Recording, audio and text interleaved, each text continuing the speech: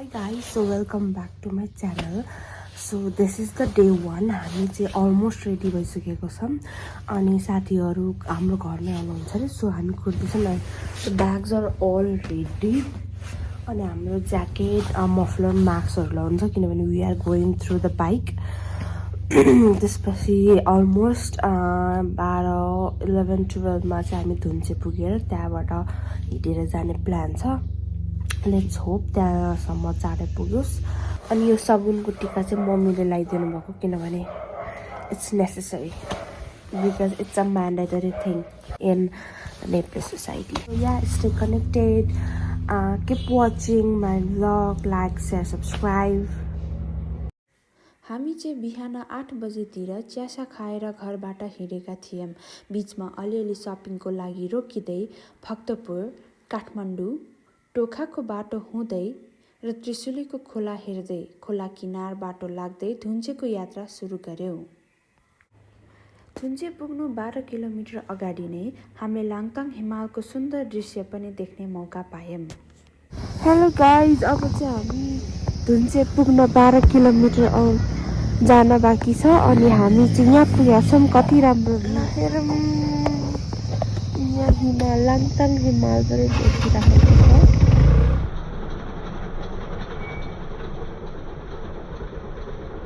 So हामी करिब 1-2 बजे धुन्चेभन्दा तल मामा भान्जा होटेलमा आइपुगेका थियौँ। यता चाहिँ पार्किङको पनि व्यवस्था छ जसमा हामीले पर भेहिकल 500 तिर्नुपर्ने रहेछ। सो हामीले यतै खाना खाएर बाइकहरू पार्क गरेर पैदल यात्रा सुरु गर्ने निर्णय गर्यौँ। धुन्चेबाट हाम्रो यात्रा सुरु भएको छ।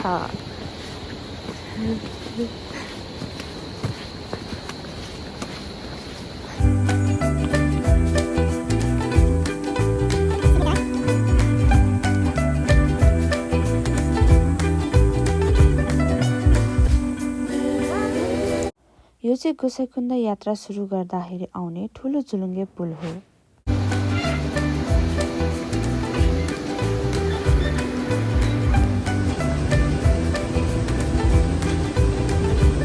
एकछिन हिँडिसकेपछि हामीले map of थुन्चे to Gosaikunda root भन्ने ठुलो बोर्ड पायौँ जसबाट चाहिँ हामीलाई गोसाइँकुण्ड पुग्न धेरै नै सजिलो भयो। यता चाहिँ कुन स्थानमा पुग्न अन्दाजी कति समय लाग्ने र कतिवटा होटेल छ भनेर विस्तृत जानकारी लेखिएको थियो। हामी कहाँ अहिले यहाँ हो?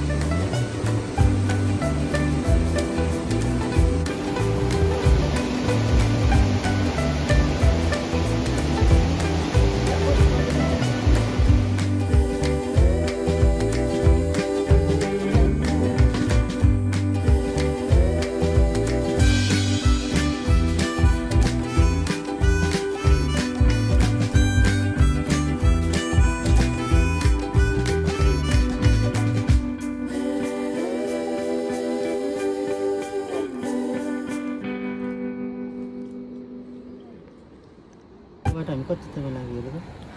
कोही 1 घन्टामै हो नि यो घन्टा हैन, बोर्ड ल्याउनु 4.5 घन्टा लाग्यो। 1 घन्टा साह्रै होइन, 2 घन्टा भने 2 घन्टा कहाँ 2 घन्टा 2.5 घन्टा 2 घन्टा 3 घन्टा हुन्छ। 3 घन्टा भनेपछि 4 4.5 5 7 7 7 घन्टा।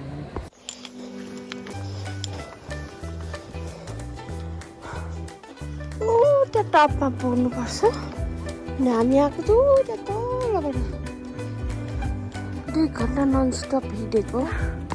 ननस्टप हिँडेपछि बल्ल बल्ल देउराली आइपुग्न लाग्यो।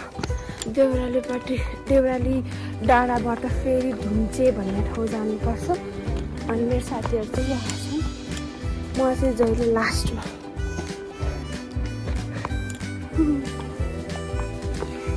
अनि बाटो फेरि यस्तो हो।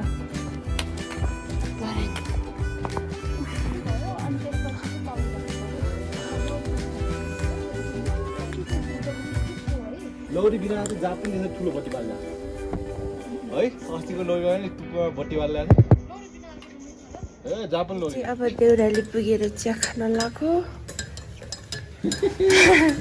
अनि हाम्रो स्टप कहाँ थियो अरे धुम्से थियो तर हिँड्न नसकेर देउरालीमै अड्क्यो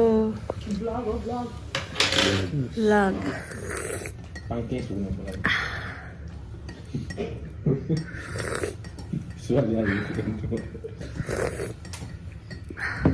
सो हाम्रो रुम चाहिँ यस्तो छ है यो चाहिँ 4 जना सुत्ने रुम रहेछ सो हाम्रो हेरेको अलिकति मेस भइसकेको छ यहाँ हाम्रो जुत्ताहरू ब्यागहरू यो चाहिँ एट्याच्ड वासरुम यसको चाहिँ हल्का बढी चार्ज लाग्ने रहेछ हामी चाहिँ यो देउरालीको ठ्याक्क फर्स्ट होटलमै रुकेको हो अनि यहाँ चाहिँ के भन्छ पर पर्सन 1K रहेछ विथ एट्याच्ड यो रुम र डिनर गरेर 1K रहेछ एट्याच वासरुम छैन भने चाहिँ 850 पनि मिल्दो रहेछ अनि भेज खाना हो अरे यो इन्क्लुड चाहिँ भेज खाना हो अनि नन भेजको लागि एक्स्ट्रा पे गर्नुपर्ने भयो त्यही हो देउराली पुगिसकिँदा नै हामीलाई चिसो महसुस हुन थालेकोले एकछिन आगो तापी खाना खाएर सुत्न गयौँ मलाई पनि यहाँबाट त्यो आयो त हिन्दी देखाउने आएको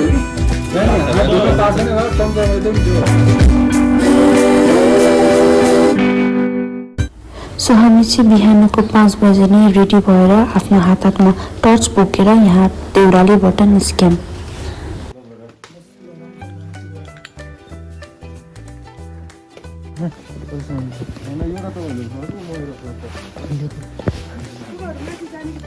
माथि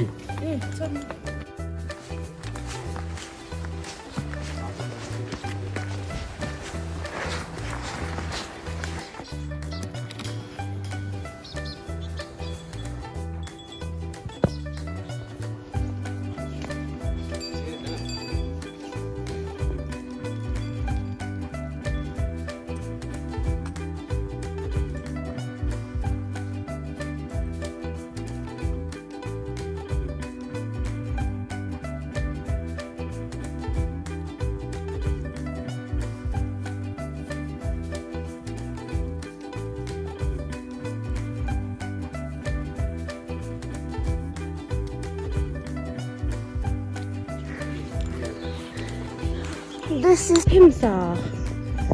अन्त हाम्रो स्वागतको लागि बसिराख्नु भएको छ for our welcome.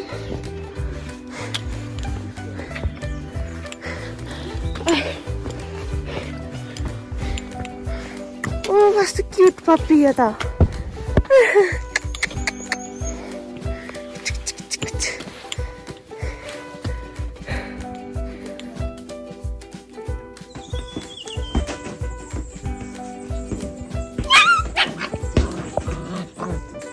हामी थिम्सा भन्ने ठाउँ पुगेर हल्का चिया बिस्कुट खाई फेरि आफ्नो गन्तव्यतिर लाग्यौँ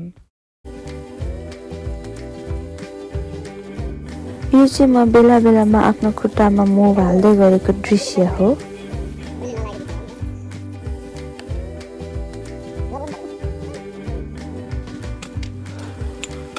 यो चिज फ्याक्ट्री फर्किँदा हाल्नुपर्छ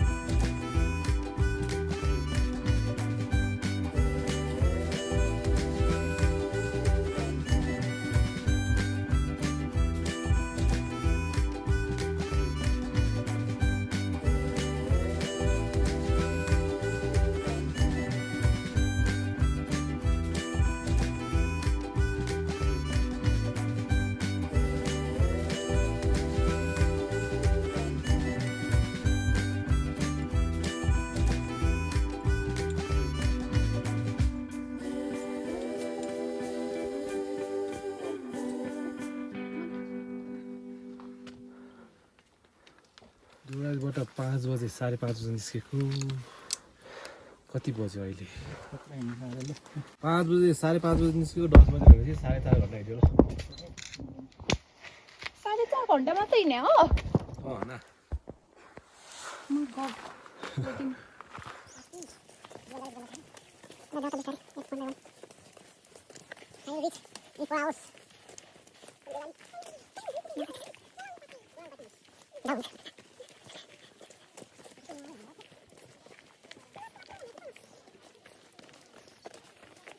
We are at चोलाङपाटी अनि यो चाहिँ हिमाल हो राम्रो देखिएन अनि अब चाहिँ हामी यहाँ चौचो खाएर जान लाग्यो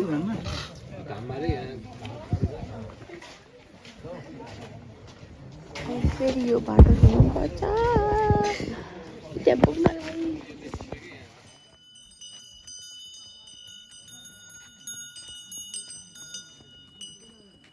सो हामी चाहिँ छोलाङपाटी पुगेर अन्डा चाउचाउ खायौँ जसको प्राइस चाहिँ 300 रुपियाँ परेको थियो पर बल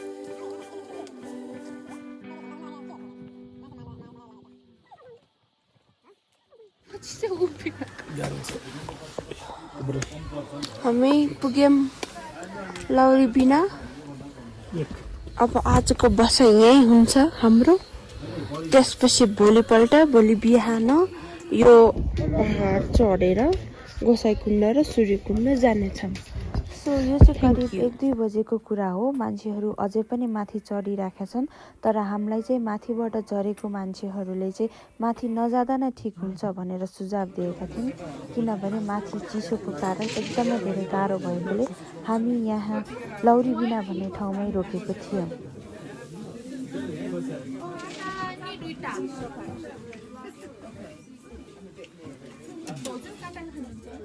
हाम्रो गन्तव्य गोसाइँकुण्डमा पुगेर बस्ने थियो तर माथि धेरै चिसोको कारण पानीहरू सबै जमेर बस्न र सुत्न गाह्रो भएको कुरा सुनिसकेपछि करिब 1 बजे नै हामी नै होटेलमा रुक्ने निर्णय गर्यौं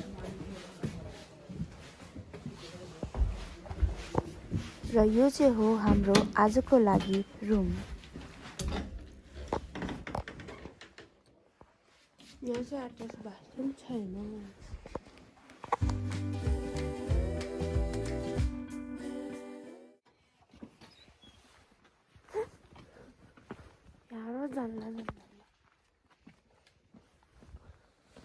र तेस्रो दिन पनि हामी बिहान 5 बजे नै गोसाइँकुण्डको लागि हिँड्यौं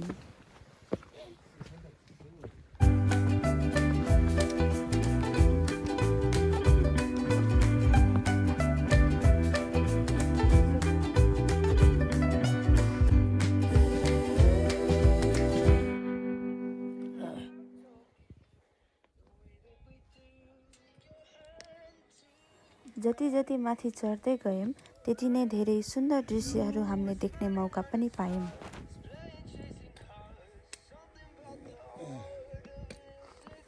यो चाहिँ म हो प्रकृतिको सुन्दर दृश्यलाई क्यामेरामा कैद गर्दै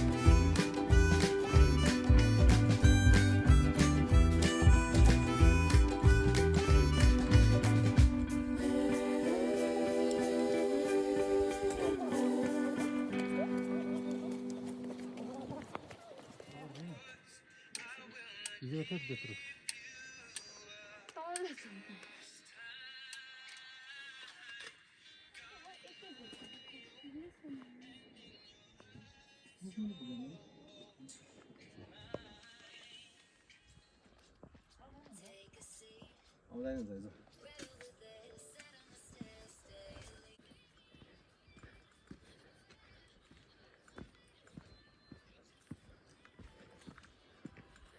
वाह बाटो हेर्नु त कस्तो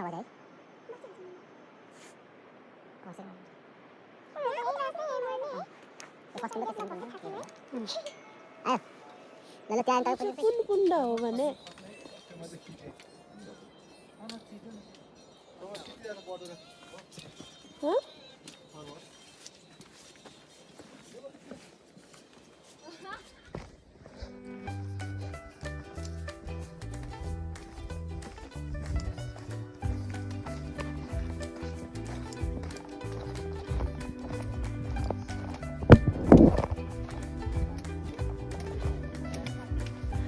सो यता पनि अब तपाईँहरूले देख्न सक्नुहुन्छ बाटोमा रहेको पानी पनि जमेर आइस भएको छ। सायद यही कुरा गरिराख्नु भएको थियो होला उहाँ अङ्कलहरूले। करिब 8 बजीतिर चाहिँ हामी गोसाइँकुण्ड पुगिसकेका थियौँ। अब त्यहाँनिर चाहिँ हामीले डुब्की लगाउने फोटोसोटो खिच्ने कार्यक्रमहरू पनि सुरु गऱ्यौँ।